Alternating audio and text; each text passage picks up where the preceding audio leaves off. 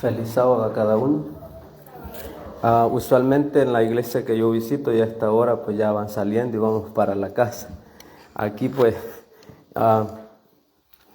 no vamos a tratar de ser breve para salir a un tiempo apropiado, pero también el tema que traigo es un poquito así, un poquito largo, pero vamos a tratar de condensarlo para que ustedes puedan irse contentos para la casa y realmente el mensaje, lo que es el centro del mensaje, pues se ha expuesto y cada uno de nosotros aprendamos la parte que Dios quiere enseñarnos a través de su palabra.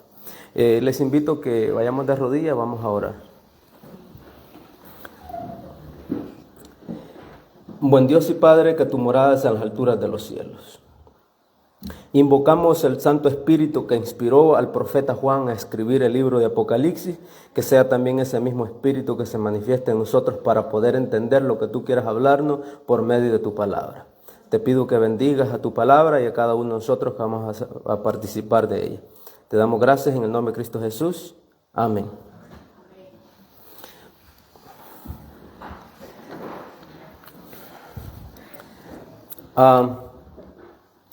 Vamos a estar en esta mañana, el tiempo que nos resta, vamos a tratar de aprovecharlo. Y una de las cosas fascinantes que a mí me llamó la atención es sobre las 7 iglesias. Y tal vez no podamos expandirlos en cada detalle, sino que vamos a ir un poco rápido para tratar de llegar a la que es la sexta y la séptima, para tocar un poquito. Pero yéndolos al trasfondo, ¿Dios escogió estas iglesias al azar o es porque Dios vio que en cada iglesia habían características de la iglesia en el desarrollo hasta que Cristo viniera? Porque habían más iglesias, no habían solo 7 iglesias, estaba la iglesia de Colosa, por ejemplo, ¿cierto? La iglesia en Corinto, había otras iglesias, pero ¿por qué Dios escogió estas 7 iglesias? Porque en estas 7 iglesias Dios vio las características de los cristianos que iban a vivir y vio escenas proféticas en el desarrollo del tiempo. Entonces empezamos con la primera iglesia. ¿La iglesia de cuál es? La iglesia de Éfeso, la iglesia apostólica. Entonces la iglesia de Éfeso desde el año 34 hasta el año 100. Entonces empezamos con esta iglesia. Esa fue la primera iglesia y fue el primer periodo. Entonces nosotros vemos de que en dice aquí, por ejemplo, en cada de estas iglesias, como vamos a ir en el desarrollo, el Señor siempre tenía algo positivo que hablar de cada una de las iglesias. Y hay 2 iglesias de las cuales el Señor no amonesta. Al contrario, la felicita. ¿Y cuáles son? Filadelfia es una, sí. ¿Y la otra? Sí, Filadelfia es una. No, la segunda. Esmirna. La segunda, exacto. Entonces, les estoy diciendo esto porque ustedes ven el orden. La segunda, la iglesia que Dios no amonesta. Y del 7 yendo para atrás es la otra iglesia que Dios no amonesta. Y entonces vamos a ver en el estudio que vamos a tener porque Dios, ¿por qué? ¿O esta es casualidad o hay algún propósito? Y déjenme decirle lo siguiente. En la iglesia de Éfeso dice, el Señor empieza hablando y felicitando a la iglesia. Dice, yo conozco tus obras y tu arduo trabajo. Y dice, el Señor empieza hablando positivo de la iglesia. La iglesia que trabajó, la iglesia que con la misión que Dios le dio en Mateo capítulo 28, del verso 18 al 20, se empeñaron en cumplir esa misión que Dios le había dado. Y de hecho la palabra Éfeso significa ¿qué cosa? Deseable. Deseable. Ahora yo le hago la pregunta, en esa fe primitiva, ¿la gente deseaba ser parte de esa iglesia? Absolutamente.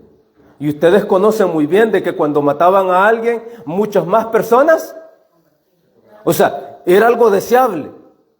Por eso la palabra, por eso el significado es deseable.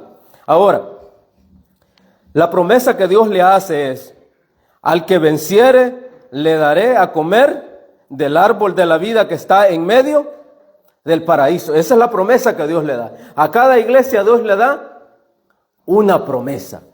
Entonces, En la iglesia de Éfeso, la queja que el Señor tenía contra ellos es que has dejado tu primer amor. Y yo quiero destacar una cosa aquí. Generalmente en la vida cristiana, nosotros como cristianos pasamos por etapas. Muchas veces cuando conocemos el Evangelio, cuando nos entregamos a Cristo Jesús, estamos dispuestos a dar aún lo que no tenemos por la obra de Dios. ¿Cierto o no? En la iglesia donde yo pertenezco, cuando empezamos querían construir la iglesia, no había dinero y los hermanos hasta se empeñaban hasta quitar dinero prestado para ponerlo, para comprar y adquirir el templo, para servirle a Dios. Ahora, pero ¿qué pasa en veces con el transcurrir del tiempo? Y muchas veces teniendo, no se comprometen las personas. Porque muchas veces se pueden tener los recursos, pero no la voluntad. Y en veces cuando se tiene la voluntad, cuando hay ese amor, usted está dispuesto a dar hasta aún lo que no tiene. Entonces, suele pasar esto. Entonces, dice, has dejado tu primer amor. Muchas veces, tal vez no tenemos el conocimiento de Dios ni de su voluntad, pero con lo poco que nosotros conocemos, le servimos a Dios. Y muchas veces llegamos a conocer y tener más conocimiento de la voluntad de Dios, y en veces estamos más lejos de Dios. Y la vida del cristiano, hay dos etapas. Usted va creciendo espiritualmente o va en ascenso. No hay un término medio. No hay un término medio. Si usted dejó de crecer, usted va en descenso para abajo. Y aquí habla el problema de la iglesia de Éfeso era que habían dejado su primer amor. O sea, estaban los principios, estaba la fe, pero se habían ¿qué? Apagado espiritualmente. Luego viene la iglesia, la segunda iglesia desde el año 100 al 313, la iglesia de Esmirna, exactamente, que significa mirra, ¿cierto? Entonces, esta es la iglesia de los mártires. Esta es la iglesia, incluso una de las promesas que Dios le hace es, por ejemplo, la promesa es de que no temas, dice, el mirra generalmente es un ungüento que se usaban, ¿para qué cosas se usaban? Exactamente, cuando el Señor murió, María, dice, y otras mujeres fueron ¿a qué cosa? ¿Y llevaron qué cosa? Exactamente. Entonces, ¿ustedes creen que por qué Dios escogió los nombres y los nombres están a propósito en el desarrollo de la iglesia? Porque esta es la iglesia de los mártires. Y generalmente la mirra se usaba para dos cosas. Para los muertos y cuando alguien ya estaba en un estado que estaban esperando que se muriera, llevaban la mirra. Y entonces aquí habla, esta es la iglesia de los mártires. Y entonces aquí habla de que, dice que la mirra era extraída de un árbol espinoso cuya resina era para embalsamar muertos. Se elaboraban bebidas amargas para los reos que estaban condenados a muerte. Y entonces ya nosotros sabemos, por ejemplo, en Marcos 13, verso 23. Vamos a buscarlo. Marcos 15, 23. Marcos 15, 23 dice lo siguiente. Dice aquí, vamos a leer desde el 22 para entender el contexto. Y le llevaron a un lugar llamado el Gólgota, que traducido es el lugar de la calavera. Y le dieron a beber vino mezclado con mirra, mas él no. Porque, entonces, incluso era una de las cosas, la mirra se usaba, eran como una forma para minorar el dolor exactamente. Pero el Señor no, dice, el Señor estuvo dispuesto a tomar la copa sin tomar ningún. Y ustedes saben, veces que a las personas que tienen enfermedades terminales, en los hospitales muchas veces les dan algunos antibióticos para minorar el dolor exactamente. Entonces nosotros vemos aquí la iglesia de Éfeso, de Esmirna, es la iglesia que Dios no amonesta. Y dice aquí, por ejemplo, dice, yo conozco tus obras y tu tribulación y tus pruebas, pero tú eres rica. Hay un contraste aquí entre la última iglesia y esta. Le dice, tú eres pobre, pero eres... Pero a la séptima iglesia, a la iglesia de la Odisea, le dice, tú eres rica, pero eres pobre, miserable y ciego. O sea, ven un contraste entre estas dos iglesias. Y esta es la iglesia que Dios no amonesta. Al contrario, esta es la iglesia que Dios solo le da elogios. Entonces dice aquí, la promesa que Dios le hace, dice aquí, el que venciere no sufrirá daño de la muerte, y a los 10 y tendrás 10 días de tribulación. Entonces nosotros vemos aquí esta iglesia del año 100 al 313, la edad de los mártires. Dios le hace una promesa, no tengas miedo, dice. Yo soy, el Señor le hace la promesa, o sea, no tengas miedo por el hecho de morir. Al contrario, dice, nadie te podrá hacer daño a la segunda muerte. Y aquí quiero destacar un punto yo, que es lo siguiente. Generalmente ustedes ven, especialmente en muchos países hoy día latinos, se ha puesto el asunto de esto de los secuestros, ¿cierto? Que secuestran a las personas y les piden un rescate. Y entonces... y las personas están dispuestas a dar lo que tienen e incluso lo que no tienen para rescatar a las personas. Pero ahora yo quiero hacer un paréntesis en el sentido de que cuando una persona ama la verdad, el amor por la verdad es más fuerte que el miedo a la muerte. ¿Me hago entender?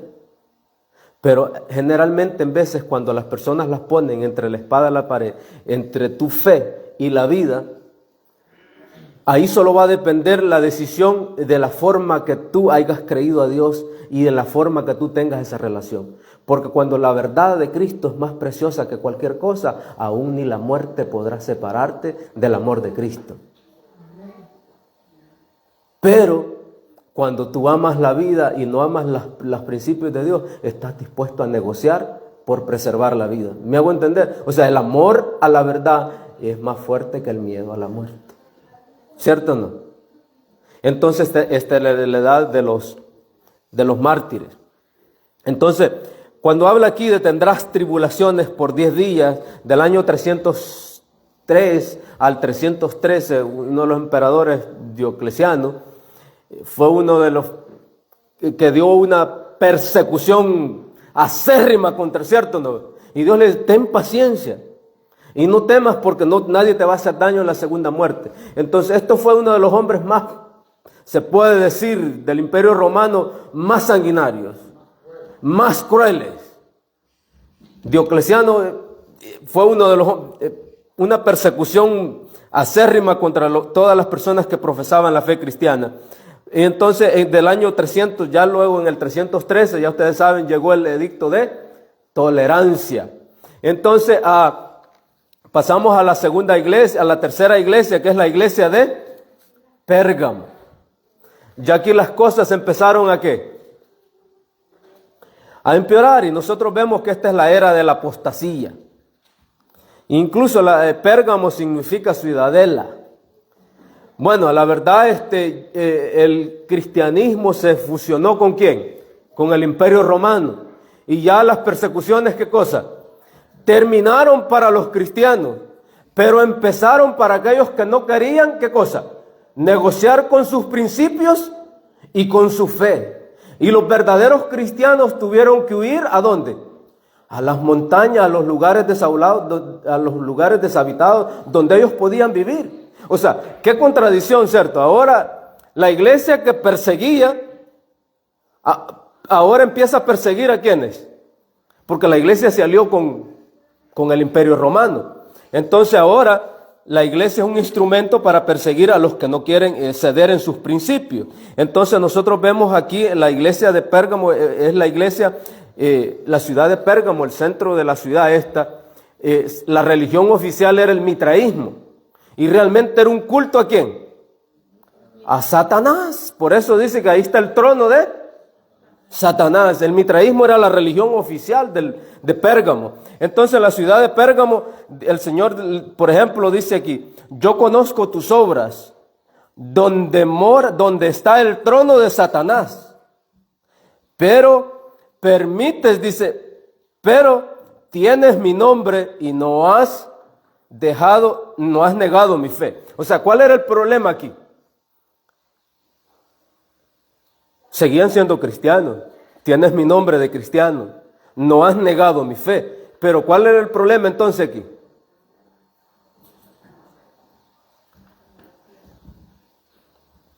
Bueno, el plan de Satanás es en veces que nosotros sigamos creyendo en las doctrinas de la iglesia. Esta es la verdad, este es el mensaje. Pero cuando nosotros vivimos una vida relajada y no vivimos a la altura de los principios, realmente de nada nos sirve, ¿cierto?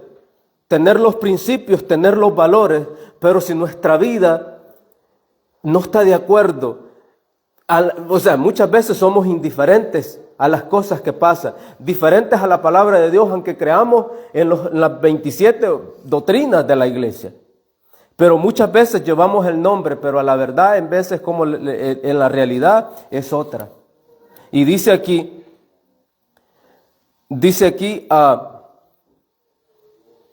la promesa que Dios le hace a ellos es, al que venciere le daré de comer del maná y una piedrecita blanca donde escribiré su nombre. Esa es la promesa que Dios le hace. Entonces, la iglesia de Pérgamo es la iglesia de la era de la apostasía, donde empezó ese descenso espiritual. Luego llegamos a la iglesia de Tiatira, del año 538 al 555. Este periodo es el periodo de la iglesia del desierto, ¿cierto?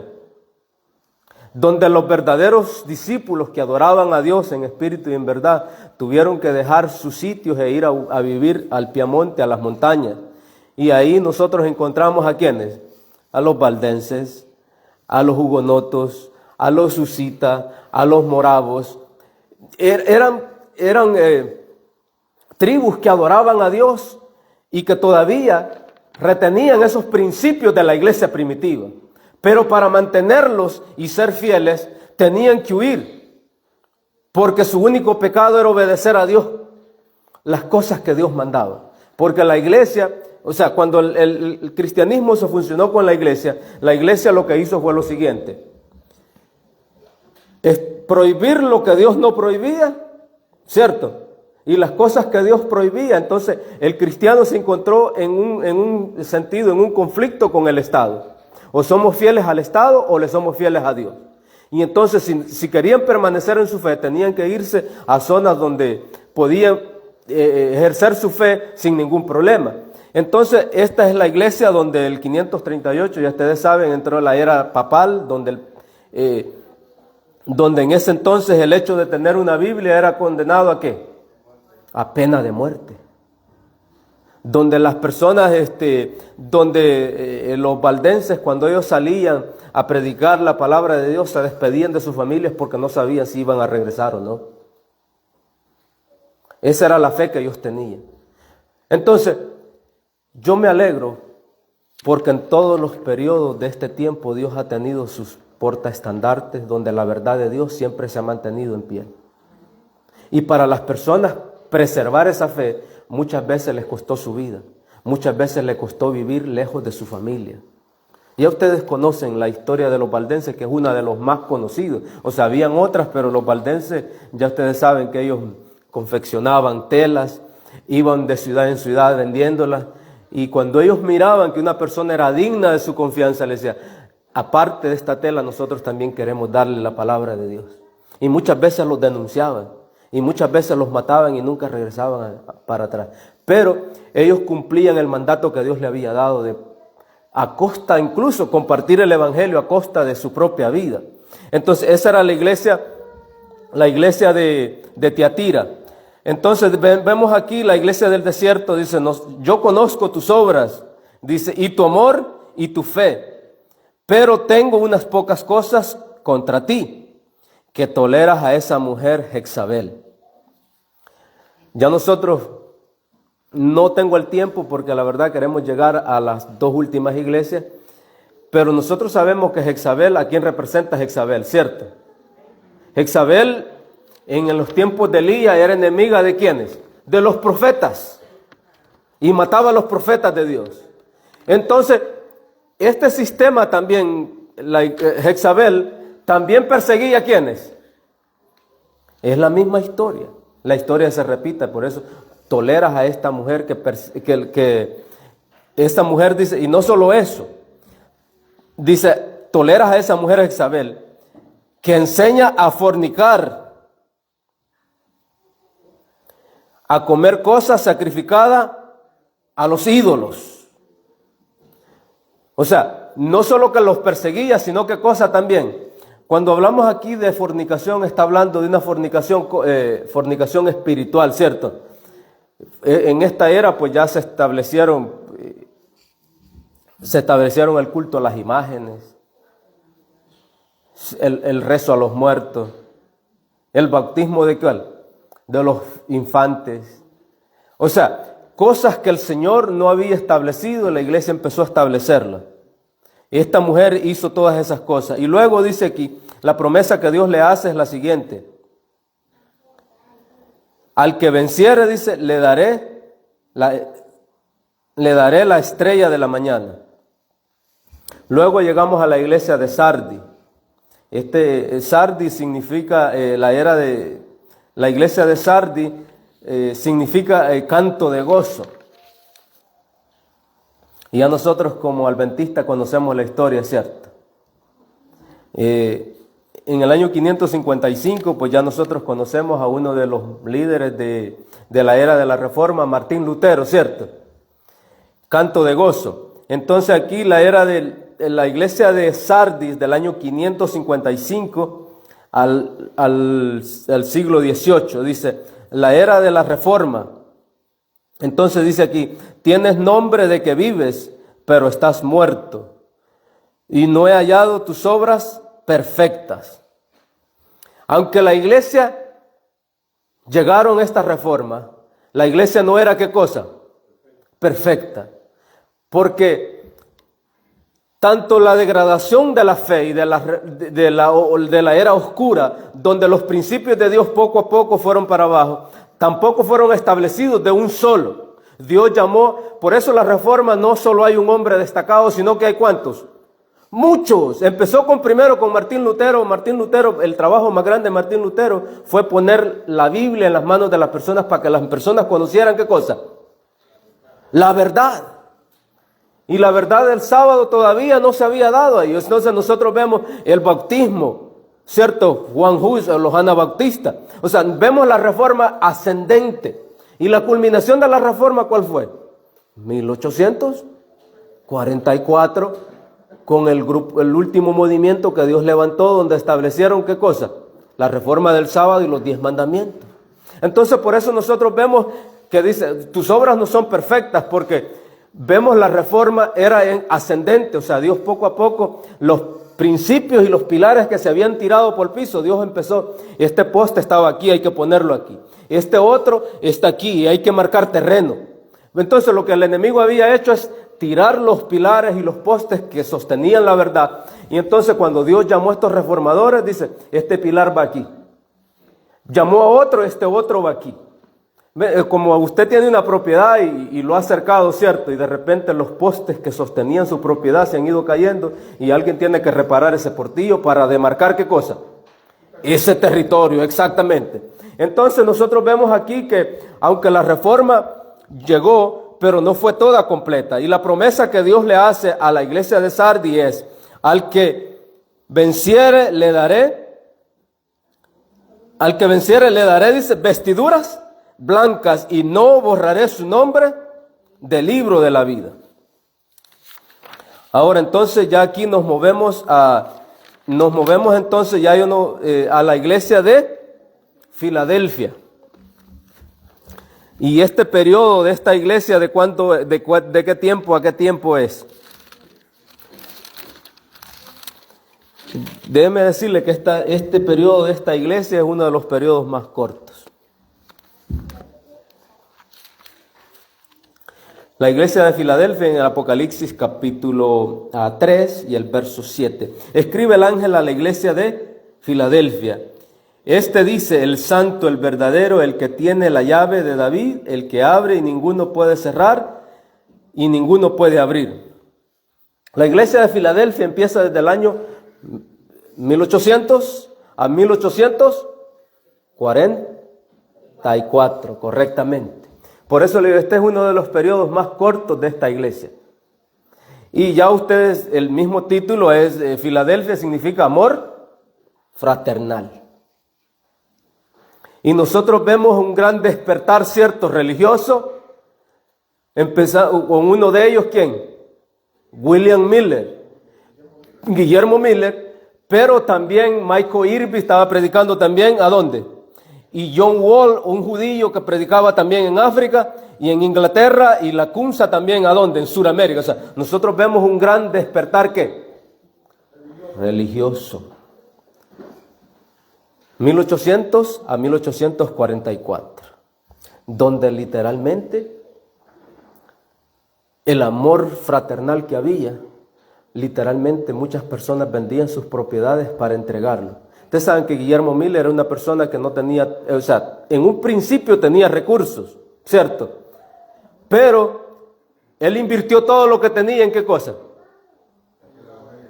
En predicar el evangelio. Y después se quedó sin nada. Luego nosotros vemos que llegó el hermano Ilner, que es uno de los que le ayudó a él a armar carpas y le ayudó financieramente a publicar en periódicos, ¿cierto? En la prensa para publicar para predicar este mensaje, no solo literalmente como lo predicaba a viva voz, sino que ¿cómo?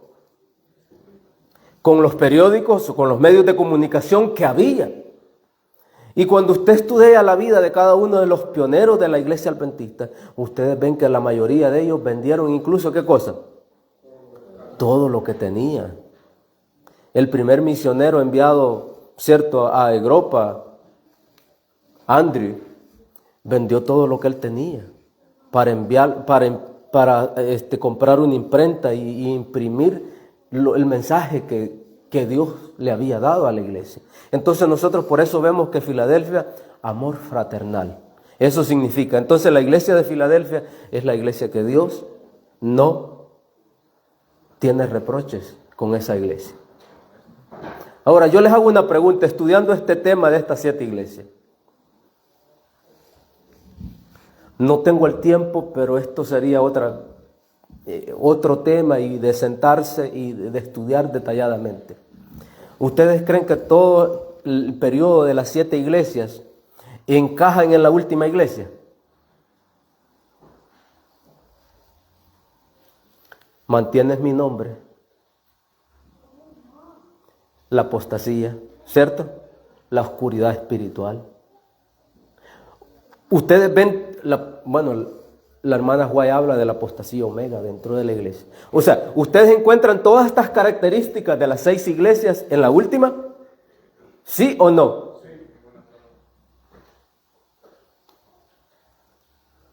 La Biblia habla que en el último tiempo habrán todas estas elementos que hemos mencionado en esta última iglesia. Ahora, en lo que yo estudié y llegué a esta conclusión de que nosotros, la última iglesia, Dios le hace una promesa.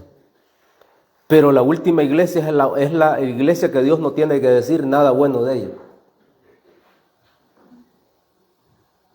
No hay algo para qué, para felicitar.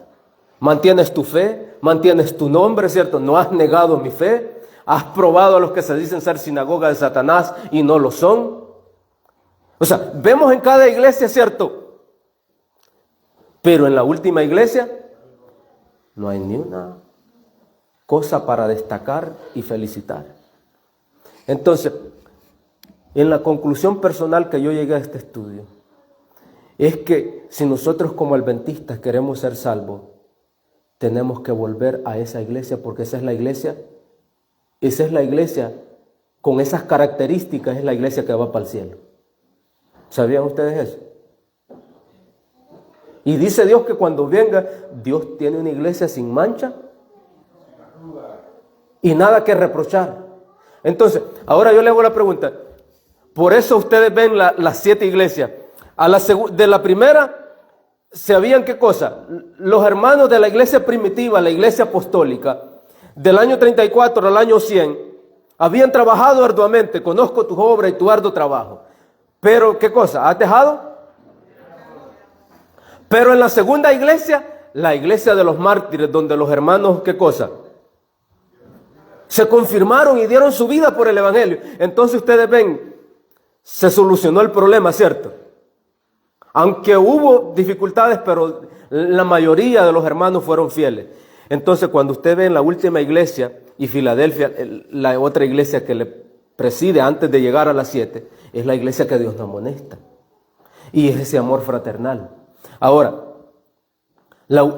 antes de entrar a eso, dice aquí la iglesia de Filadelfia, en el capítulo 8, yo conozco tus obras y he aquí, he puesto delante de ti una puerta abierta, la cual nadie puede cerrar, porque aunque tienes pocas fuerzas, has guardado la palabra y no has negado mi nombre. O sea, no solo que... Porque en la iglesia de Sardis, ¿cierto? Habían negado, mantenían su fe, pero habían, ¿qué cosa? Solo el nombre, pero hay que... Has guardado la palabra y no has negado mi nombre. O sea, ustedes ven una relación muy diferente, ¿cierto? Has guardado la palabra y no has negado mi nombre. Entonces, Dios está hablando cosas positivas de la iglesia de Filadelfia. Dice, yo conozco tus obras y he aquí que he puesto delante de una puerta. El capítulo 9, he aquí, yo entrego a la sinagoga de Satanás, a los que se dicen ser judíos y que no lo son, y mienten. He aquí, yo haré que vengan y se postren a tus pies y reconozcan que yo te he amado. El capítulo 10, por cuanto tú has guardado la palabra de mi paciencia, yo te guardaré de la hora de prueba que ha de venir al mundo entero. Yo le hago la pregunta. ¿Esta promesa es para la iglesia de los últimos días? Aunque no en el periodo, pero esta es la promesa que Dios. Por eso yo llegué a la conclusión de que el llamado de Dios es, el llamado a la iglesia de Éfeso, vuelve a ¿quién? A tu primer amor. Entonces el llamado a la iglesia de la Odisea, vuelve al amor ¿qué? Fraternal, el amor de Filadelfia. O sea, vemos una relación estrecha. Y dice aquí, el capítulo 11, he aquí yo vengo pronto, retén lo que tiene para que nadie tome tu corona. Y el capítulo 12, es la promesa que Dios le hace. Al que venciere, yo lo haré columna en el templo de Dios y nunca más saldrá de allí. Y escribiré su nombre, el nombre de mi Dios y el nombre de la ciudad de mi Dios, la nueva Jerusalén, la cual desciende de los cielos de mi Dios, y su nombre, un nombre nuevo. El que tiene oído, oiga lo que el Espíritu dice a la iglesia. Dice que Dios lo va a hacer columna, ¿dónde? En el templo de Dios.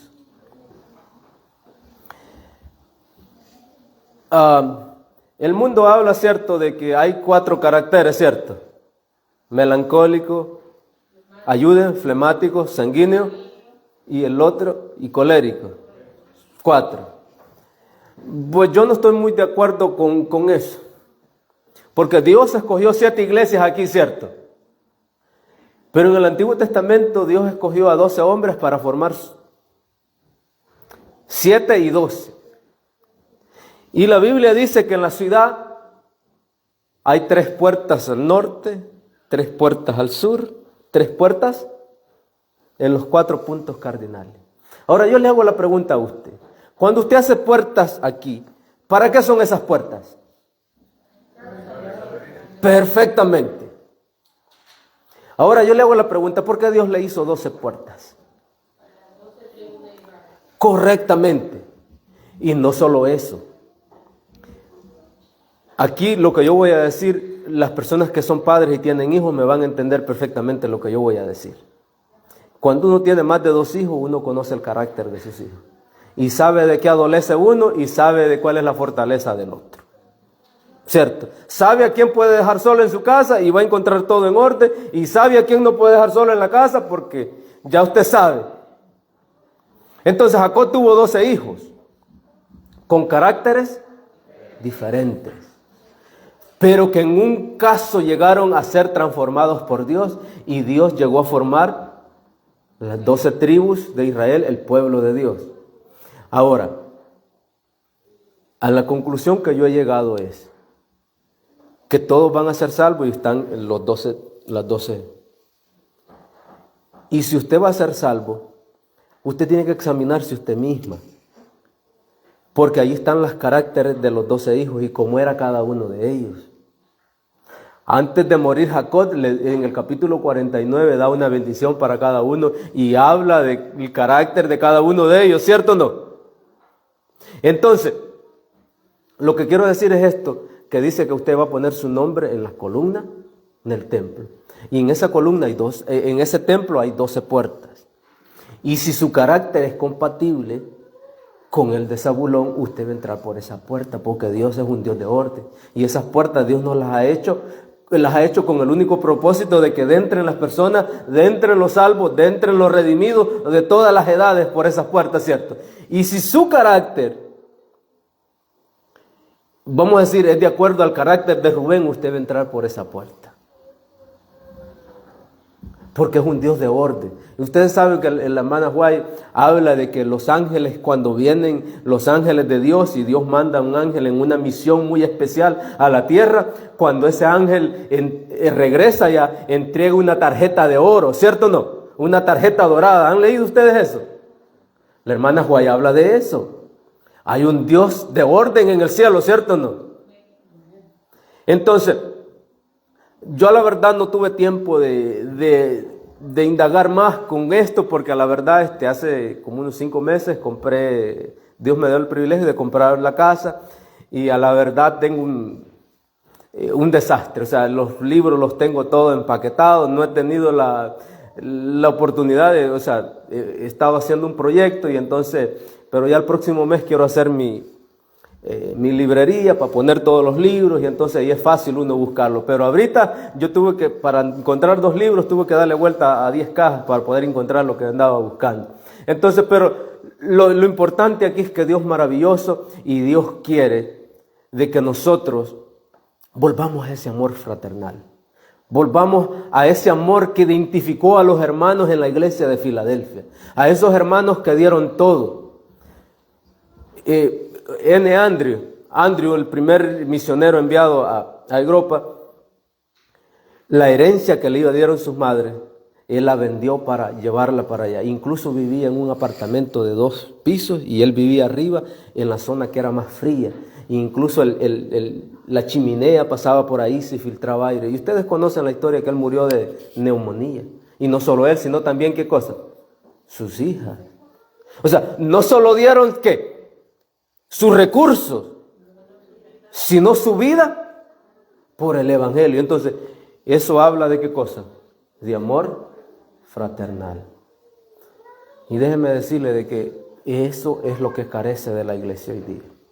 Hay gente que va a la iglesia buscando un refugio y en veces lo que encuentra es otra cosa y la gente se va de la iglesia.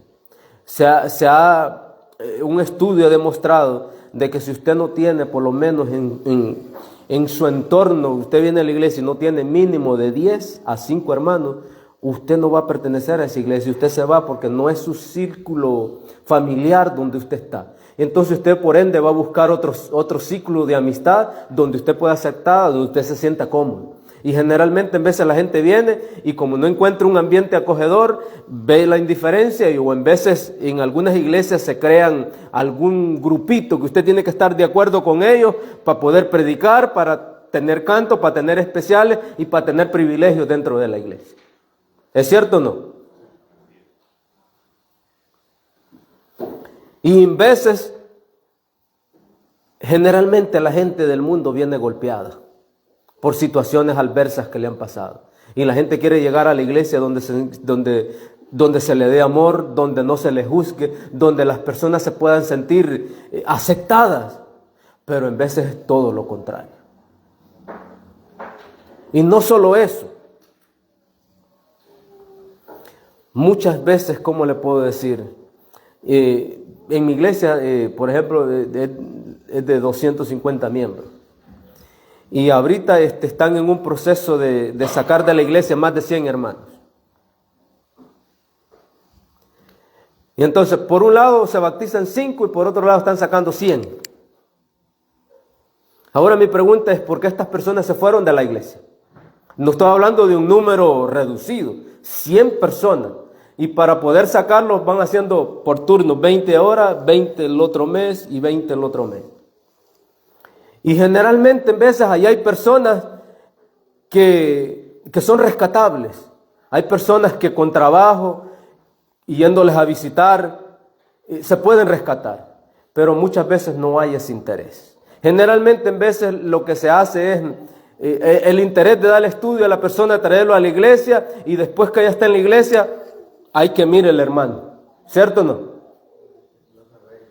Pero en veces se nos olvida que hay que hacer un trabajo interno dentro de las iglesias. Y déjenme decirle que las iglesias evangélicas tienen un plan y a mí me gusta la forma porque hay cosas que hay que copiar cosas buenas. En la iglesia evangélica, cuando usted se bautiza, le ponen un padrino, que ese es su guardián, que si usted no está en la iglesia, le llama. Esa persona está encargada de su desarrollo espiritual. ¿Está bueno eso o no está malo? Perfectamente, pero en veces en la iglesia lo que hacen es meterlos al agua y hay que mire, o sea, sí, y en veces nosotros mismos creamos un ambiente hostil para las personas. En mi iglesia llegaron unas personas que eran miembros de la iglesia y una de ellas usaba el anillo compromiso exactamente, y entonces pues por una u otra razón los hermanos hablaron y ya no le dieron participación. Estos hermanos eran muy activos, pero a raíz de esto los hermanos se fueron para la otra iglesia. Pero luego después llegó otra persona y andaba con su cadena y así la bautizaron y no hay ningún problema.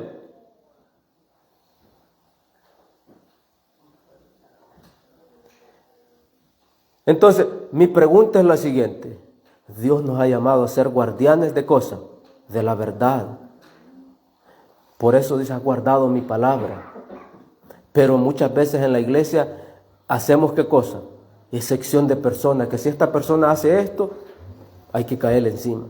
Pero aquel otro no, como es mi amigo, como es conocido y la familia influyente en la iglesia, pues en veces somos tolerables. En veces es vergonzoso, pero en veces, ¿cómo le puedo decir? Pero cuando nosotros estamos cimentados en la palabra de Dios y amamos a Dios, aún estas cosas nos van a mover. Porque estas cosas que tal vez pasan en la iglesia no son nada nuevo.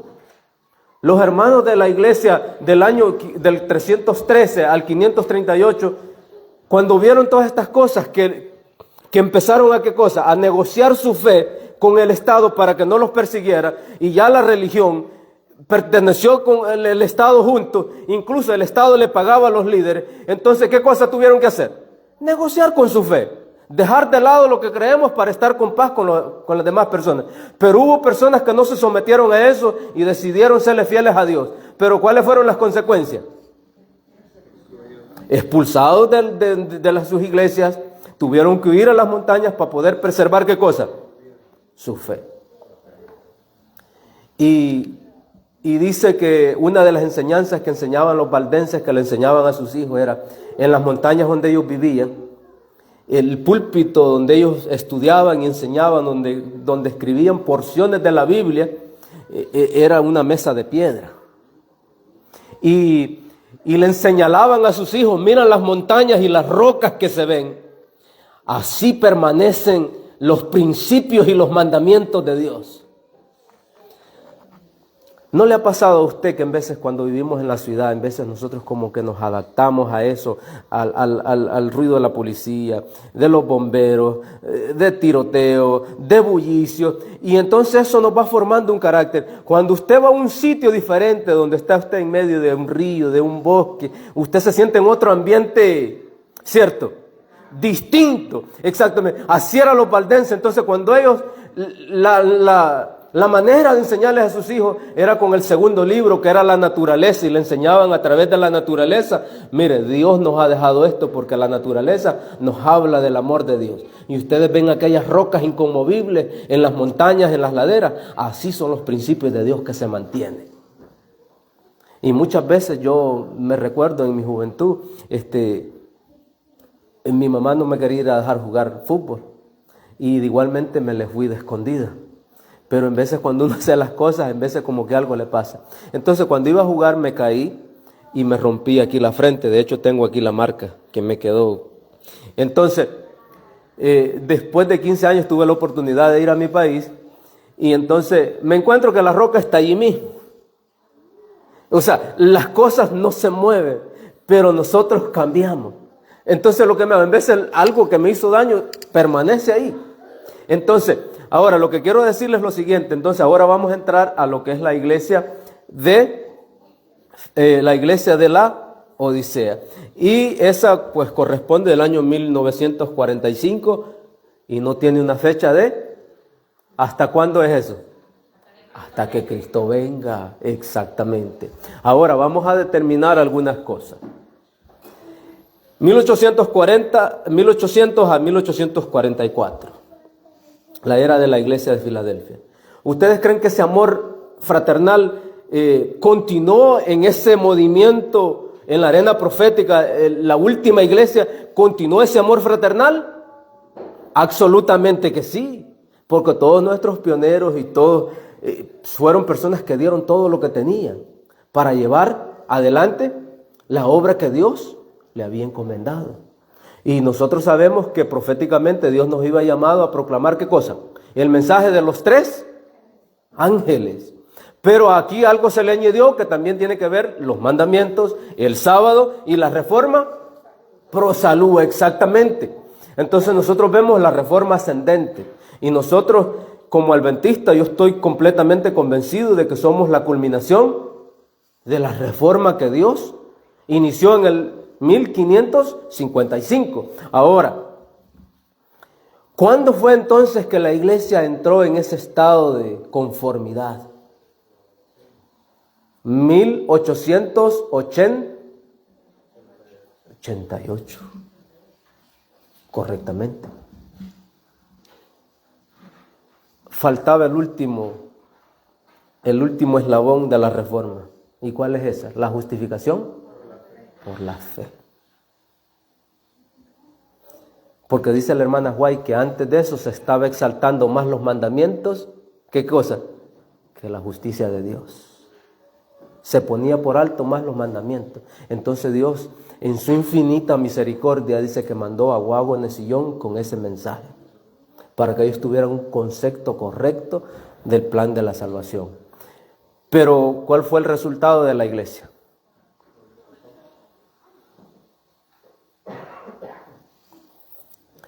En sí, no toda la iglesia, pero la mayoría rechazaron ese mensaje. Ahora, la iglesia de Filadelfia, la iglesia de la Odisea significa juzgando al pueblo. ¿Qué tiene que ver la obra de qué cosa? Del juicio investigador, correctamente. Entonces, la iglesia de Filadelfia, dice aquí, la iglesia de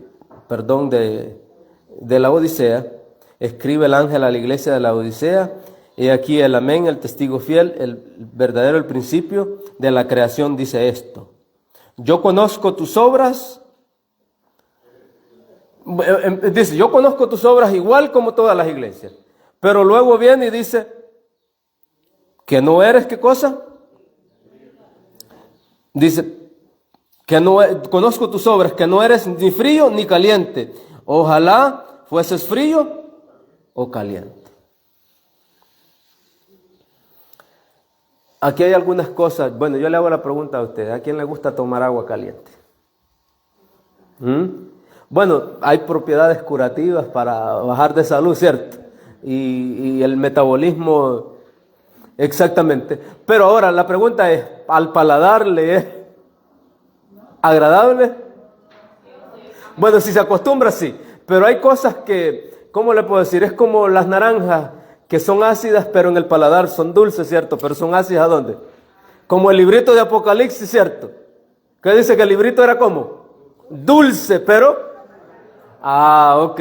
Entonces nos estamos poniendo de acuerdo. O sea, hay cosas que son las frutas, en veces hay frutas que son ácidas, son dulces, pero la sandía es dulce, pero dentro es ácida.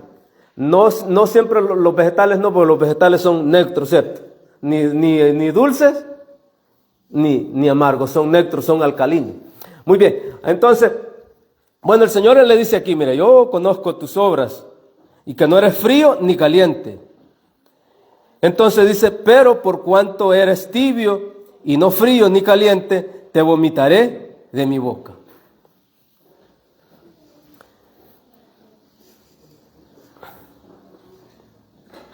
Cuando Dios le entregó la tierra al pueblo de Israel cuando entró, ¿cuál fue una de las cosas que Dios le dijo? Por la maldad de estas naciones, yo las arrojo delante de ti.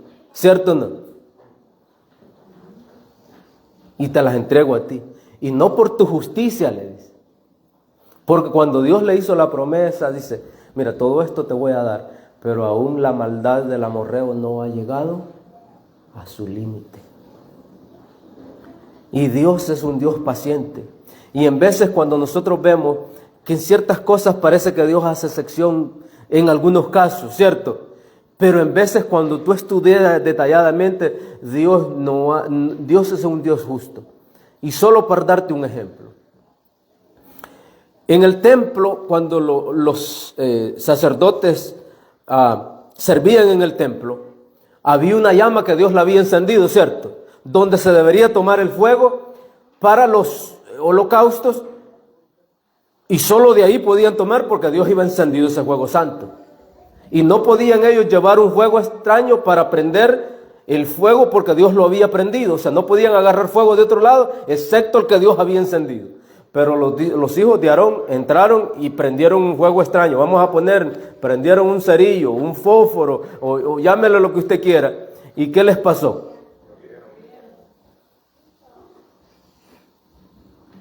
Pero a los hijos de Elí llevaban hasta las prostitutas al mismo templo. ¿Y por qué a ella no les pasó nada a aquello?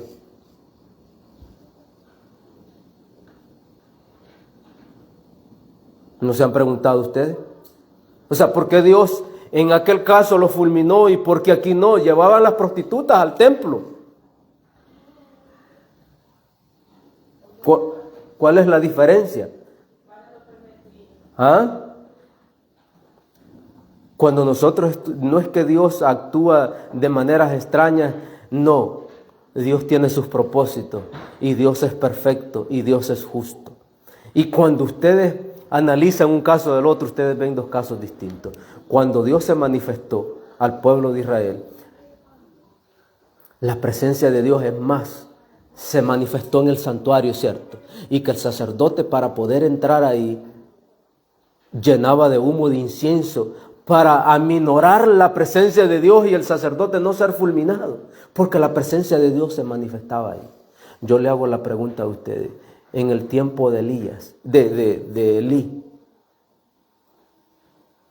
dice que cuando Dios llamó a Samuel, la llama estaba a punto de ¿qué? La presencia de Dios no estaba ahí, por eso no les pasó nada. ¿Me entendieron cuál es el punto? No es que Dios trabaja en formas extrañas, las condiciones eran diferentes. Aunque Dios no actuó ahí, le dijo a Elías, mira, ¿sabes qué? Tarde o temprano Dios va a hacer juicio sobre tu casa. Y le dijo a Elí lo siguiente, ustedes ven que Dios le hace promesas a un padre, mira, yo traeré tus hijos de vuelta a ti y te daré el gozo de que te vas a regocijar y te voy a dar alegría de ver a tus hijos en la salvación. Pero a Elí le dice, es más, no hagas oraciones por tus hijos porque yo no las voy a escuchar. Porque tú no les pusiste estorbo a tus hijos. Ellos hicieron lo que quisiste y tú les permitiste. Es cosa seria, imagina, usted pedirle a Dios que le salve a sus hijos y Dios dice, no, mira, yo no te voy a escuchar esas oraciones por tus hijos, porque cuando yo te puse como padre y mayordomo de tu hogar y tú no les pusiste trabas a tus hijos, si querían venir a las 12 de la noche, a la hora que tú no les pusiste restricciones y venían a la hora que ellos querían. Muchas veces, ¿cómo le puedo decir? Yo como padre estoy pasando esa situación porque mi hijo tiene 13, 15 y 17. Donde los niños empiezan a cuestionar muchas cosas dentro de la iglesia. Y déjenme decirle que esos muchachos son más inteligentes que nosotros porque ellos se dan cuenta de algunas cosas que nosotros no nos damos cuenta en veces. ¿Y por qué en la iglesia se hace esto, papá? ¿Y por qué se hace esto, otro y la otra? ¿Y por qué se ve de esto y de esto? Entonces ya entran en una era que todo lo cuestionan. Todo lo cuestionan. Y entonces mis hijos están pasando en esa época. Entonces nosotros como padres tenemos que explicarle cuál es la voluntad de Dios y qué es lo que Dios quiere. Habrán cosas que sí en veces no están correctas.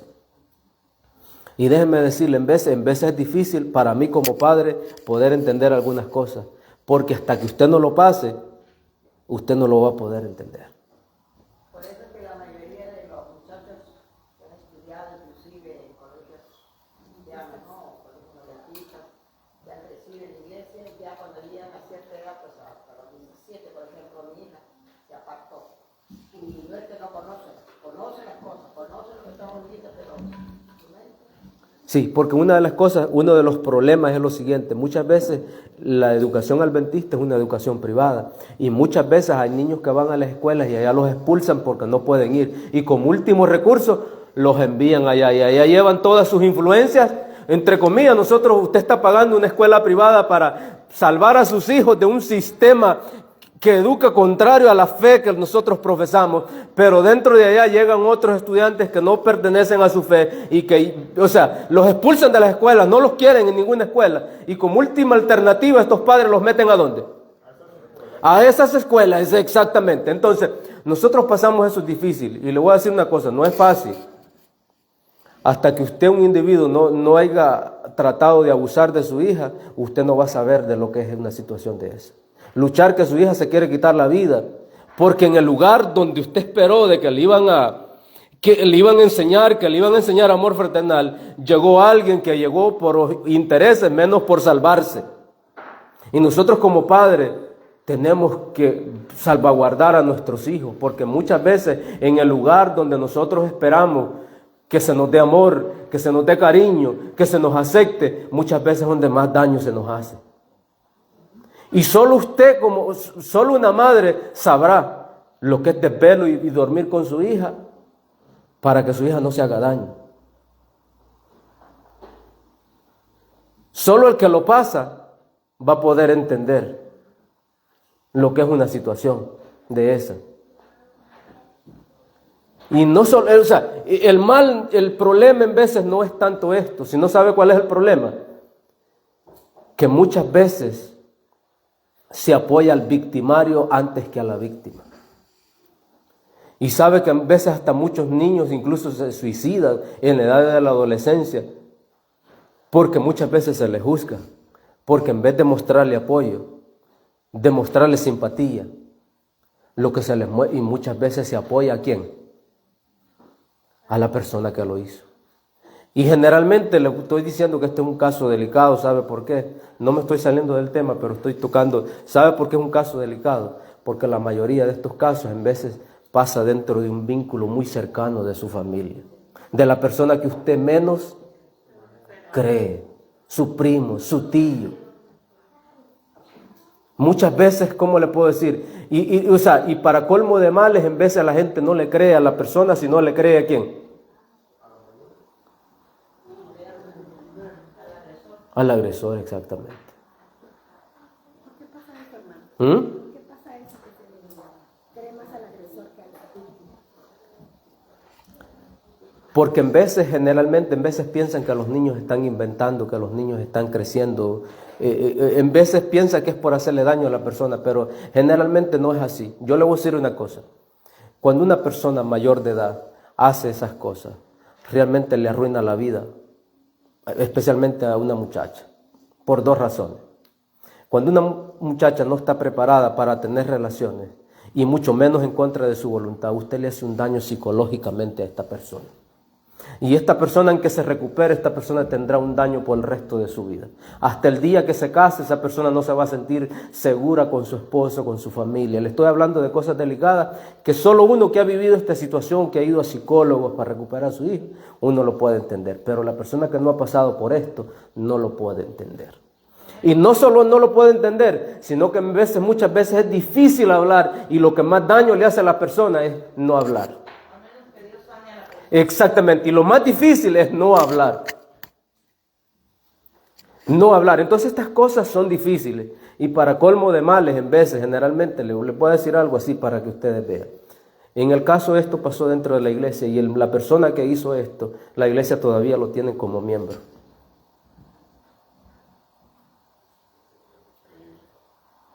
Y en caso de muchachos, la hijos de pastores se han salido de la iglesia. Y entonces se comunican ellos, ¿no? Ya cuando están afuera, se comunican.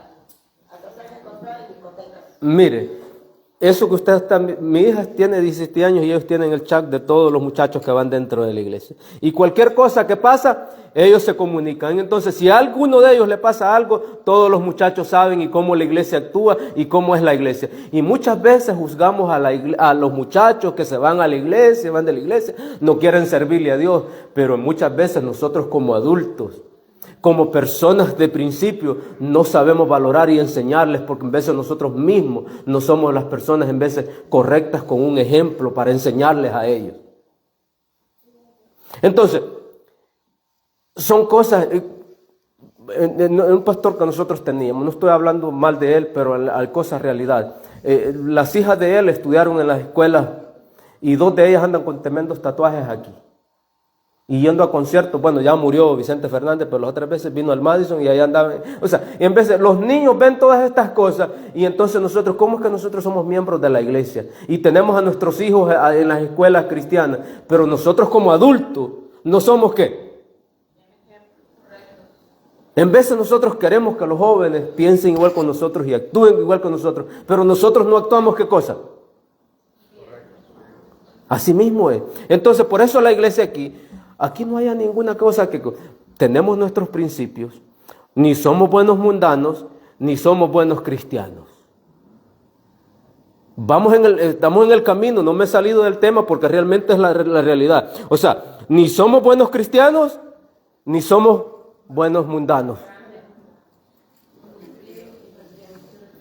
Porque esa es la realidad. Esa es la realidad.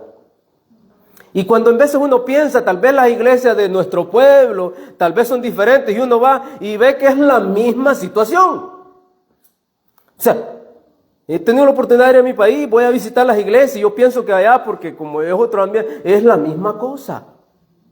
Es la misma situación, nada cambia. Ahora, ¿cuál es entonces la solución que Dios tiene? Nosotros vemos entonces aquí que como el médico, antes de recetar algo, tiene que determinar qué la persona tiene, cuál es el problema. Y después que descubre cuál es su problema, entonces hay que darle la medicina apropiada para que la persona... Exactamente, pero la persona no se va a sanar con tener la medicina correcta allí, y si no se la toma, de nada le sirve. Entonces, las características de la iglesia que se va a salvar, vuelvo a leerle, Filadelfia, vamos a ir atrás. Capítulo 8. Yo conozco tus obras, he aquí he puesto delante de ti una puerta abierta, la cual nadie puede cerrar, porque aunque tienes poca fuerza, has guardado la palabra de mi paciencia. Apocalipsis 12:17. Aquí está la paciencia de los santos, los que guardan los mandamientos de Dios y tienen la fe de Jesús.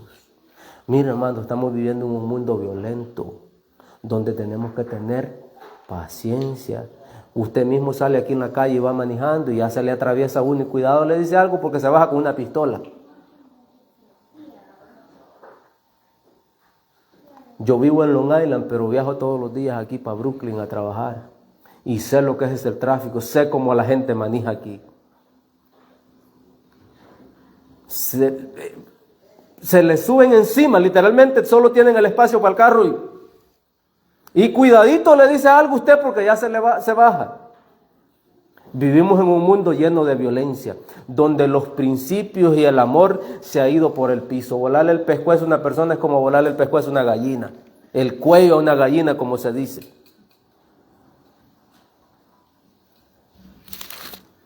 Luego dice aquí, el capítulo 10, por cuanto has guardado la palabra de mi paciencia, yo también te guardaré de la hora de la prueba. ¿Usted cree que esta es la promesa que Dios tiene para la última iglesia? Absolutamente. Pero la iglesia tiene que volver ¿a dónde? Al primer amor, amor fraternal.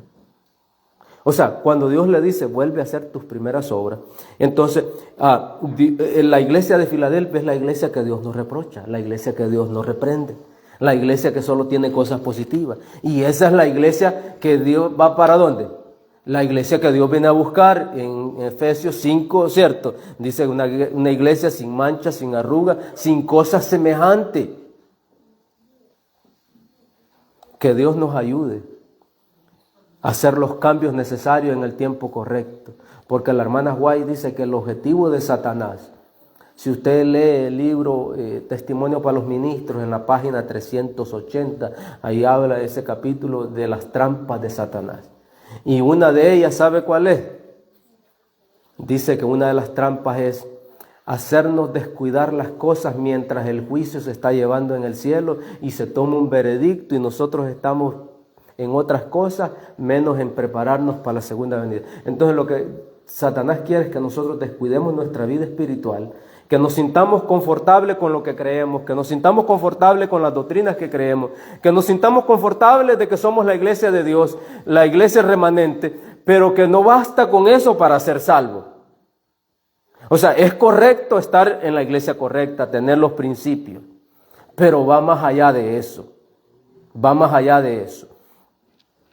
Y tiene que ver el amor fraternal. Y déjeme decirle lo siguiente, imagina cuando un hombre se casa y con una mujer, su esposa, y imagina ese hombre, bueno, vamos a ponerle de que come 3 veces al día y aquella mujer dice, yo te voy a tener que cocinarle a este hombre 360 días al año, 3 veces, ¿cuánto es? Más de 1000, ¿cierto? Y plancharle ropa y ir a lavar a la lavandería. O sea, cuando usted pone por adelante las cosas que va a hacer, antes que el amor, yo lo quiero, yo amo a este hombre y estoy dispuesta a hacer estas cosas porque yo lo quiero. Cambia, o sea, las mismas cosas, pero el motivo cambia, ¿cierto? Porque el motor que lo mueve es el amor a la persona y usted está dispuesta a hacer lo que sea para agradar a aquella persona, porque lo ama.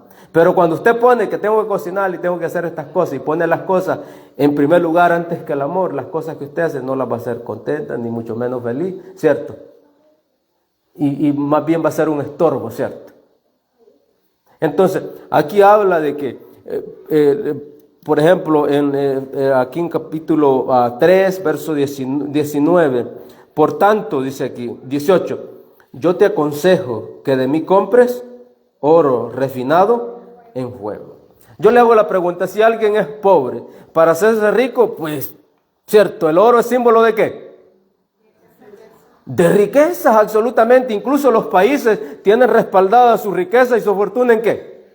En oro. Entonces, para una persona salir de pobre, el oro, exactamente. Pero si nosotros vemos la iglesia de la siguiente iglesia, Esmirna, ¿cierto? Le dice, tú eres pobre, pero ¿eres qué?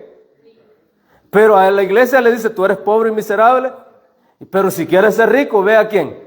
Yo te voy a dar oro. O sea, Dios tiene la solución. Entonces no hay un caso desesperado, Dios tiene la solución para la iglesia. Y dice aquí, oro refinado en fuego, para que seas rico. Y vestiduras blancas para vestirte y que no se descubra tus vergüenzas y tu desnudez. Ahora yo le hago la pregunta, ¿de qué vestidura está hablando? ¿No es de la justicia de Cristo? Exactamente.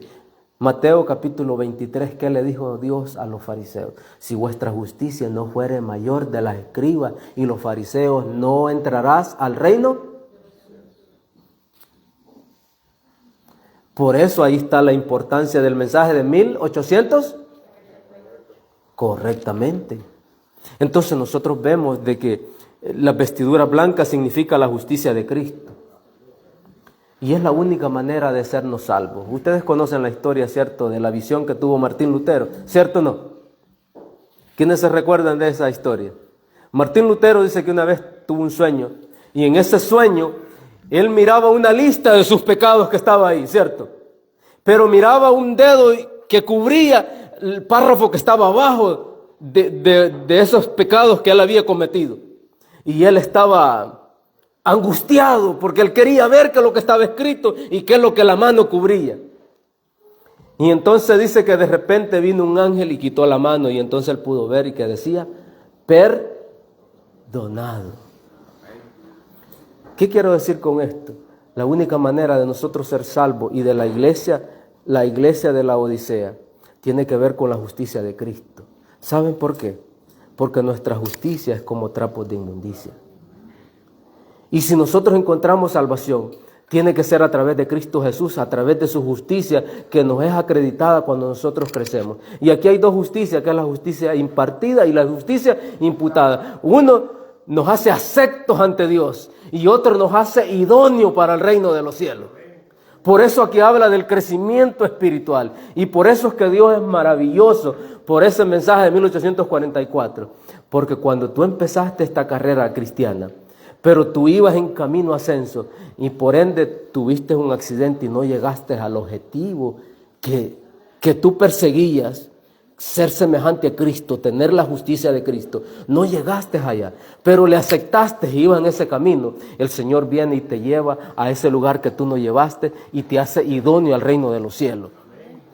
Porque muchos tal vez, habrán personas que tendrán el privilegio, ¿cierto? No todos tenemos la vida en el mismo número.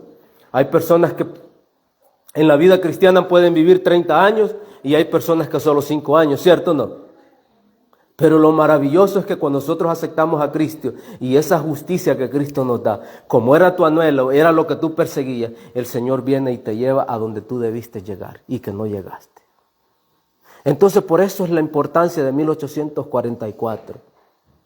Y entonces dice aquí lo siguiente,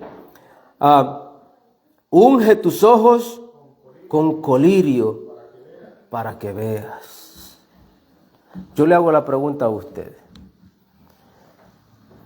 La vista es uno de los 5 sentidos, ¿cierto?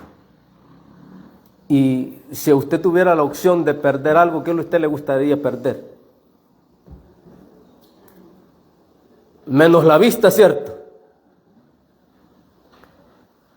Porque la Biblia habla que la vista es la lámpara del cuerpo, exactamente.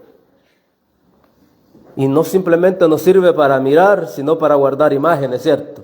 Porque a través de los ojos usted ve algo y usted guarda la imagen y a usted, vamos a ponerle un ejemplo, el cerebro trabaja de esta manera. Usted tiene 20 años de no ver a su mamá y vamos a decir que no hay medios de comunicación, usted no puede verla. Pero después de 20 años usted se la encuentra en un lugar. Usted va a su archivo de la mente y ya recuerda ese rostro. Aunque usted no la vea, pero ese rostro está grabado aquí porque a través de los ojos guardamos las imágenes aquí, ¿cierto o no? Entonces así funciona. Ahora dice aquí, yo reprendo y castigo a todos los que amo, sé pues celoso y arrepiéntete. Aquí está hablando del juicio, ¿cierto o no? Del arrepentimiento, absolutamente. Pero en vez de dice persona, me arrepiento de haberme arrepentido. ¿Han escuchado usted esa frase? Y a la verdad, en veces hay personas que no se arrepienten de corazón, sino por miedo a las consecuencias, ¿cierto o no? Hay personas que encuentran una luz y saben que hay una cámara ahí y no se la tiran, no porque tiene el deseo, sino por el ticket que le va a llegar, ¿cierto o no? Entonces, hay personas que se arrepienten por las consecuencias, pero en sí no de lo malo que han hecho, ¿cierto o no? Mire, le voy a contar una historia. Cuando yo era joven, una vez un muchacho me llegó a buscar y me dice, vamos a una discoteca, a tomar y cosas así. Entonces me llegó a buscar, nos fuimos y cuando veníamos de regreso nos paró el policía. Él lo agarró preso y a mí me dejó en el Surester Parkway como unos 30 minutos de la casa botado el policía. Entonces, ¿sabe cuál fue la actitud mía? Me arrepiento de haber ido. No tuve que haber ido con esta persona porque yo fui. Me arrepentí por lo malo que me pasó, pero no porque estaba arrepentido. O sea, hay personas que están en la cárcel y está arrepentido de haber hecho aquello porque está en la cárcel por las consecuencias, pero a la verdad no se arrepintió, sino por las consecuencias de lo malo que hizo. ¿Me hago entender? Generalmente en veces nosotros los seres humanos somos así. O sea, nos duele algo, pero por las malas cosas, pero no por lo que hicimos, sino por las consecuencias como resultado de lo que hicimos. Y no es de ese arrepentimiento que está hablando aquí la Biblia. El arrepentimiento que habla la Biblia no es un manto para cubrir pecados, sino es una vida nueva en Cristo Jesús. Cambiar de actitud, cambiar de método de pensar, porque el primer trabajo que Dios tiene que hacer es un cambio ¿de qué? En Hechos 4:31 ahí habla de dos cambios, ¿cierto? Convertidos y bautizados para que sean borrados vuestros pecados. Pero en otra dice convertidos, pero no son borrados los pecados, ¿cierto o no? En el libro de Hechos habla de dos arrepentimientos. Uno tiene que ver con el borramiento del pecado. Ahora yo le hago la pregunta, en el último tiempo cuando Dios borra los pecados de las personas, y esas personas, como dice Apocalipsis, el que es santo siga santo y el que es pecador, vamos a seguir viviendo en un mundo sin pecado, en un mundo pero sin pecar, en un mundo pecador pero sin pecado. ¿Por qué? Porque el pecado estaba aquí y ya la persona lo sacó de aquí. Que aunque viva ahí en un mundo de pecado, ya la mente dice, no tienes que hacerlo porque tú amas a Dios y es obedecer a Dios antes que a mis deseos personales. Porque la mayor guerra que nosotros tenemos no es con la persona que me hizo daño en la iglesia, ¿cierto? No es con el pastor ni con el anciano. La lucha más grande que cada ser humano tenemos es con nosotros mismos, ¿cierto o no? Y usted mismo sabe porque usted sabe las cosas que a usted le gusta. Y nosotros luchamos con cosas diferentes a cada una de las cosas. Puede ser que lo que a mí me gusta a usted no le gusta. Y no es una tentación. El mundo no tiene luchas, el cristiano sí tiene luchas porque el que vive en el mundo, si le gusta una cervecita, va y se le echa, ¿sí o no? Si le gusta la bailadita, va y se echa su bailadita. Entonces, ¿tiene tentación esa persona? No. Porque eso es lo de él, ¿sí o no? O sea, no hay una lucha para esas personas. Pero usted como hijo de Dios en veces nos atrae, ¿cierto? Algunas cosas. Sí, nos atraen las cosas. Muchas cosas el diablo las usa como de carnada. Y en veces hay cosas tan sencillas que usted las ve, pero para el joven no lo es lo mismo. Vamos a poner en veces hoy día con eso de las redes sociales que han creado adicción en las personas.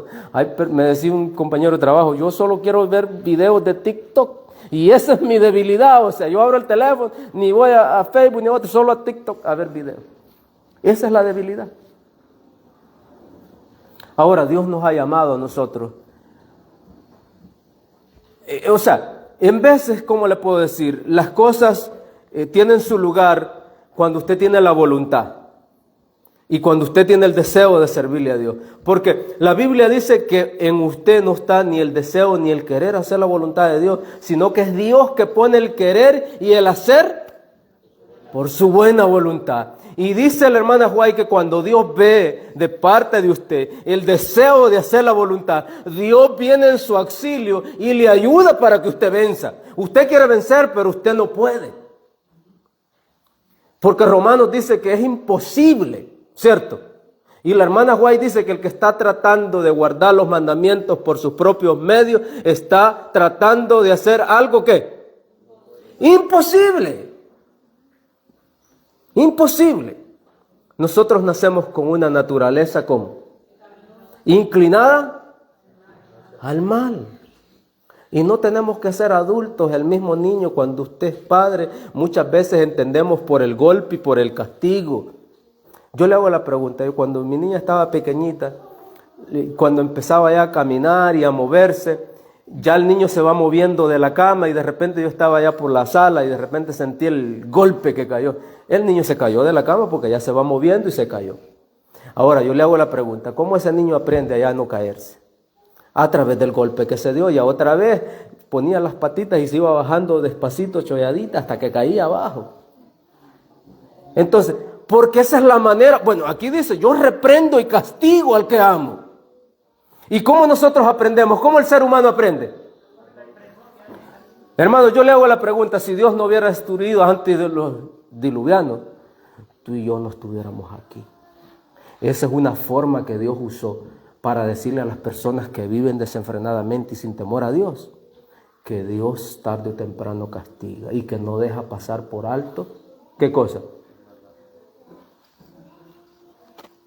Dios tiene paciencia. Moisés, cuando vio pasar el reflejo de Dios, una de las primeras cosas que Moisés vio, ¿cuál fue la palabra que Moisés habló? La primera palabra, después que vio pasar no vio su rostro, sino solo la sombra por las espaldas. ¿Cuál fue la palabra que él? Jehová, grande, exactamente. Esas fueron las palabras. Y Dios es misericordioso. Pero la misericordia tiene ¿qué cosa? Un límite. Y muchas veces usted tiene que enseñarle al hijo, mire, esto no se hace, esto así, pero llega un momento que usted ya, como dice un dicho por ahí, me sacaron la piedra. O sea, ya usted, tanto y tanto le dijo, pero llegó un momento de que ahora te tengo que dar un castigo. Y generalmente la Biblia, cuando habla de los castigos, son castigos redentores. Por eso la Biblia dice que quien ama a su hijo, lo castiga. Si usted lo castiga, no es para hacerle un daño. Aunque debo de admitir de que en veces los primeros padres, cuando los crecieron a uno sí le pegaban y le pegaban.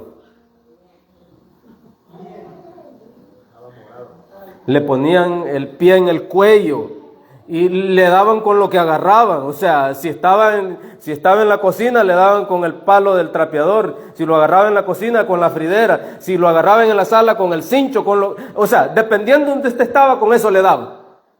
Y usted aprendía a obedecer a sus padres de esa manera. Y a través de esas circunstancias, usted tal vez hoy día es lo que es. Pero hoy día se tratan más de derechos humanos, usted no puede tratar a sus hijos, usted está abusando de él y se lo vamos a quitar. ¿Y qué es lo que se ha creado ahora? Ahora, yo no me estoy quejando de lo que mis padres hicieron porque así me castigaban. Lo ponían en arena hincado de rodillas, con maicillo, y si peleaba con el hermano le echaban sal en la espalda para que el otro se lo lambiera, para que aprendiera a amar a su hermano. No me quejo porque eso era lo que ellos conocían e hicieron lo mejor. No me quejo de ellos, porque en veces el padre educa con la educación que él tiene, y eso era lo mejor que ellos tenían. Tal vez no era correcto, porque yo jamás le he castigado a mis hijos de esa índole, pero no me quejo de mis padres porque a través de esas cosas que hicieron, a lo mejor yo ahora soy una persona diferente a lo que hubiera sido. Entonces los castigos, cuando habla aquí, el castigo de Dios, cuando el pueblo en la época de los jueces, venía un juez y era fiel, llevaba al pueblo a adorar a Dios, pero ya cuando estaban cómodos, cuando ya después pasó el peligro, volvían a sus andadas porque el ser humano es así. Cuando una persona está enferma y le dice al doctor, usted tiene cáncer, la persona está dispuesta a dejar todo para curarse. Pero ya a los 2 meses ya se recuperó, ya estoy bien, entonces ahora ya me puedo echar una sodita, me puedo echar una cervecita, y ya la persona empezó a bajar, ¿qué cosa? La guardia, porque ya se recuperó. Pero generalmente en veces cuando las personas se encuentran en un desespero, las personas están dispuestas a hacer lo que sea, ¿cierto? Pero ya después pasó el peligro, ¿qué pasa? Empezamos a bajar la guardia. Entonces, en la época de los jueces, cuando el pueblo le iba mal, Dios los dejaba. Y entonces cuando ellos estaban sumidos en las naciones, los subyugaban, le pedían a Dios y Dios venía y los liberaba y Dios mostraba su misericordia. Y vivía aquella generación, pero se levantaba otra y ya volvían a ¿qué cosa? A sus andadas. Pero lo importante es lo siguiente, o sea, yo sé que la Biblia ha profetizado de que cada día viene una generación que no conoce y que es más peor una que la otra. Y que las cosas que yo en mi tiempo hacía, o las cosas de mi pasatiempo y las cosas malas, ahora ya no son eso. Miren, vivimos en un mundo que uno como adulto que no anda en ese mundo y que uno ya se olvidó, usted no sabe ni las drogas que andan usando ahora. Usted, o sea, a la verdad hay tantas cosas que a la verdad usted no... O sea, no me voy a detener en hablar de eso, pero ahora las drogas que existen son drogas mortíferas, que hay personas que a la verdad las hacen adictivas.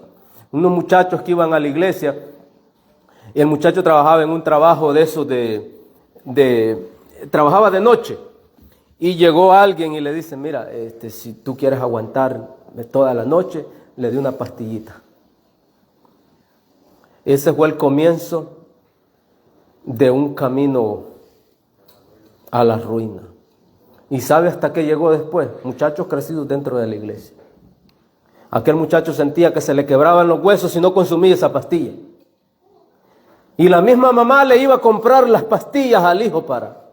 Mire hasta qué grado. O sea, hermano, vivimos en un mundo que usted no sabe. Hasta en pastillitas, en dulces, se los dan a los hijos como que son caramelos. En las escuelas. Mi hijo me llega y me dice, me ofrecieron esto y esto y esto. Cuando nosotros íbamos a la escuela no estábamos expuestos a esas cosas, a los que está. O sea, por eso es que hoy día se hace difícil para nuestros hijos. Exactamente. Que usted no, aparentemente cosas inocentes que usted ve, pero que crean adicción a las personas para sumirlos en qué cosa, en la miseria. Por eso aquí habla, yo castigo y reprendo, sé celoso y arrepiéntete. ¿De qué debemos arrepentirnos? Bueno, no sé si yo creo que ya nos pasamos del tiempo, vamos a ir concluyendo aquí, pero la verdad son cosas que nosotros nos ha tocado vivir y este es el tiempo que Dios nos ha dado. Nosotros lastimosamente estamos viviendo en la iglesia ¿de qué? De la Odisea, donde todas estas cosas realmente es una radiografía de la situación espiritual. Ahora, aquí el problema somos nosotros. No es que los pastores sean tibios, la organización. Aquí es un problema en general de la iglesia, ¿cierto o no? Y que si nosotros queremos salvarnos, tenemos que tomar medidas drásticas. Y déjeme decirle, porque en veces, cuando tú estudias, a mí me fascina la historia de los 12 hijos de Jacob. Porque cuando usted estudia las 12 tribus de los hijos de Jacob, de los 12 hijos, ¿qué es lo que no eran estos hombres? Asesinos. Rubén se acostó con la mujer, incesto con la... Mataron a los siquemitas, vendieron a José. ¿Y cómo es que estos hombres están ahora ya en las 12 tribus, en la columna del templo? Y les voy a decir, aquí es la clave.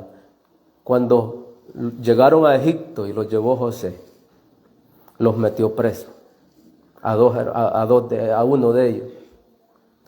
Y mientras ellos hablaban, confesaban sus pecados y se arrepentían del mal que había hecho. José comprobó de que sus hermanos que lo vendieron no eran lo mismo. Esos hermanos habían cambiado. Y por eso le digo que uno puede tener hijos, pero los hijos, no todos los hijos lo quieren de la misma manera a usted. Si usted tiene 3 hijos, hay con uno de ellos que usted puede ir y puede llorar con él y hablar como padre. Porque en veces uno necesita desahogarse con los hijos también. Si usted tiene varios hijos, usted sabe que no todos los hijos son iguales. Y en alguien que usted le puede confiar. Entonces, Rubén era el primogénito, ¿cierto o no?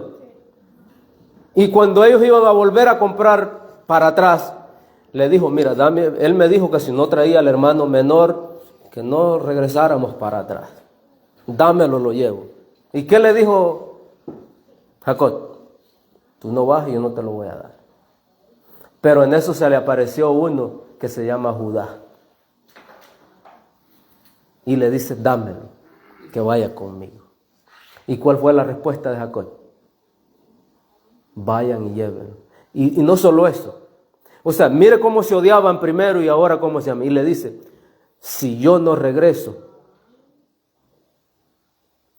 ponme el castigo sobre mí. Las personas cambian, pero es necesario de darles ¿qué? Confianza, de creer en ellos. Porque muchas personas en veces que a su hijo lo pueden tener de lo peor. Pero usted como madre, usted padre, usted tiene que creer en sus hijos. Porque sus hijos pueden cambiar y llegar a ser personas de bien en esta sociedad y para el reino de los cielos. Entonces, ¿por qué te estoy hablando de esta historia? Porque cuando llegaron allá, este hombre estaba dispuesto a dar su vida por su hermano. Y cuando llegaron a José, cuando ya ustedes conocen la historia, venían para atrás y le pusieron la copa a Benjamín y él dijo, el que le hallemos la copa va a ser nuestro esclavo. Y se la hallaron a él y apareció Judá. ¿Y qué le dijo Judá? Deja irlo a él y llévame. ¿Ustedes ven un cambio en las personas? ¿Por qué usted cree que están ahí los 12 pilares en las 12 tribus de Israel?